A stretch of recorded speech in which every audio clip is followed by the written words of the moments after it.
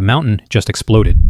Not with fire, with a column of ash that climbs until it stands 20 miles over your city, spreading flat across the sky like a tree. You are standing in a street in Pompeii, watching it. And here is what nobody in this street knows, including you. Nobody alive has ever seen this mountain do anything. You do not know it is a volcano. Nobody does. So in the next few hours, this city splits into two groups. The ones who grab what they can carry and run out into the falling stone, and the ones who do the smart thing. Lock the door, get under the table, wait it out. The runners live. The ones who wait become the statues in the museum. Start with what is actually falling on you, because almost everyone gets this wrong. It is not lava. There is no glowing river coming down the mountain. There never will be. It is pumice.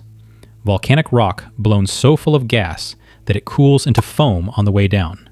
It floats on water, it lands on your shoulders all afternoon and never once draws blood. That is the trap. And it has a second layer. The tiles above you are heating up. Measurements of the deposits put the roofs at around 120 degrees Celsius in this first phase. Hot enough to burn your palm flat against them, not hot enough to frighten anyone. So you do the reasonable thing. You go inside. Everyone knows that when the sky is falling, you get under a roof. And your roof is good. You have a solid house, a heavy oak table, a strongbox in the corner, and a gold bracelet on your wrist. People with strongboxes do not run into a rain of stones. People with strongboxes wait things out. Your neighbor is not waiting. He puts his family on the cart and drives into the falling stones, and he is gone. Here is how we know he left, and that a great many people went with him. It is what the excavators did not find. The stables of Pompeii were dug out empty. No carts, almost no horses. The docks, no ships. The strongboxes, cleaned out of coins and jewelry, carried off by people who did not plan on coming back. The people who left took their lives with them. And this hour, this strange, warm rain of stone you can crush in your fist, is the last hour when leaving works. No one announces it. Nothing marks it. The window just closes, quietly, with you on the wrong side of it. The stones do not stop. Not after an hour, not after 6. The column stands over the mountain for 18 to 20 hours, and the whole time it is unloading rock onto your city. Partway through the evening, the sound changes. The pale stone gives way to gray, and the pieces are bigger now. Some are the size of your fist.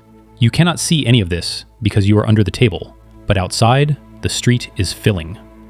Ankle deep, then knee deep.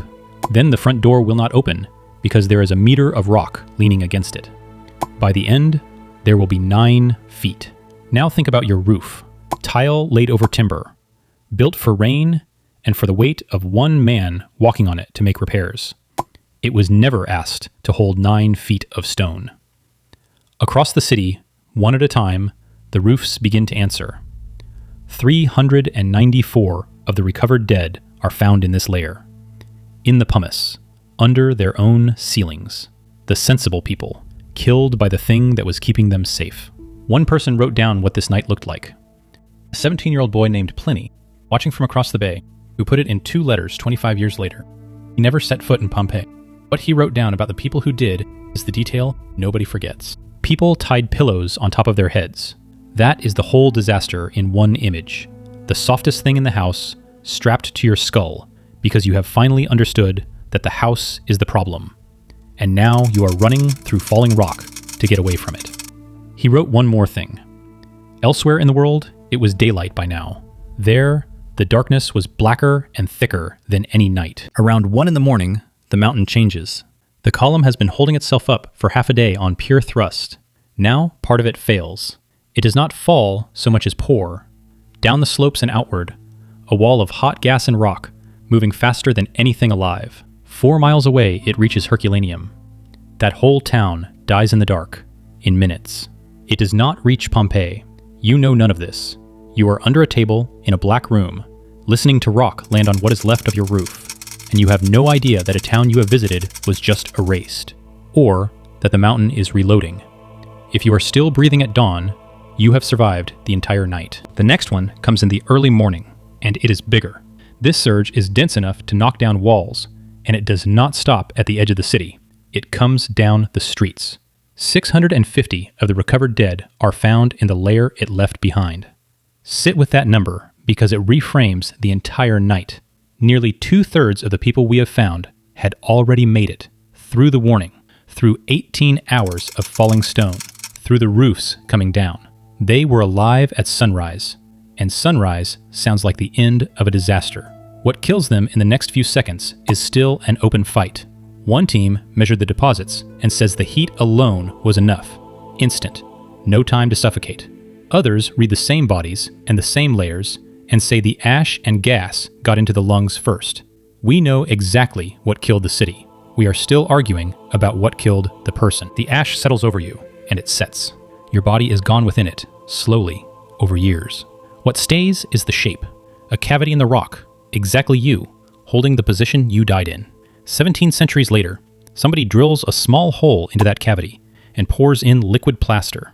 When the rock is chipped away, they are holding a statue of your last second, your posture, the folds of your clothes, your hands. They give you a name. They put you in a case. They write a label, and for 100 years, people file past and read it and feel something true about you. Then, in 2024, a team from Harvard, Florence, and the Max Planck Institute pulls DNA out of bone fragments still embedded in the plaster. The adult with the gold bracelet, the one every label called the mother, cradling a child in the house of the golden bracelet, is a man. He is not related to the child at all. 3 of the 4 people in that group, a family for as long as anyone has been telling their story, share no ancestry. In another house, 2 figures lying in an embrace, called sisters or lovers, or mother and daughter, depending on the decade, include at least one man and are not related through the female line. The researchers did not swap the old story for a new one. They pointed out that the bodies were moved during excavation, that some casts were restored creatively, and that the neat families we saw in them say more about us than about Pompeii. Their conclusion was a warning. Be careful about doing this again. So no, you are not who the label says. Neither is the child who died in your arms, holding on to someone who was not their father, who stayed anyway. Now go back. First afternoon, warm stones bouncing in the street, and your neighbor pulling his cart into the road, while you watched from the doorway and thought he had lost his nerve. He was a runner. He lived. Here is how we know. A historian named Stephen Tuck spent 8 years going through tens of thousands of Roman inscriptions, hunting for family names that only ever existed in Pompeii, and then finding those same names alive in other towns after the eruption. He found more than 200 survivors in 12 cities. A fish sauce merchant named Aulus Umbricius got out, rebuilt his business up the coast in Puteoli, and named the first child born there Putiolanus, the Puteolanian. He wrote his new city into his son's name. A boy called Avianius Felicio was taken in as a foster son by a poor family in Nuceria. In 160 years of Roman Pompeii, he is the only fostered child on record, because Roman families absorbed their own orphans, which tells you exactly how many people Felicio had left. And a woman of the Vibidia family from Herculaneum, the town that died at 1 in the morning. She survived it, which means she was already gone when the surge came. Her family had once helped pay for an entire temple of Venus. In her new city, she gave the goddess what she could still afford, a very small altar, poorly made. Everything she lost is visible in the size of it. As far as the evidence can say, most of the people in this city made it out. You were not one of them. You had 18 hours. You spent them under a roof, because a roof is what everybody trusts. You watched a man lose his nerve, and he is the one who is still alive. The bracelet is still on your wrist. It is behind glass now, under a museum label, and the name on the label is wrong.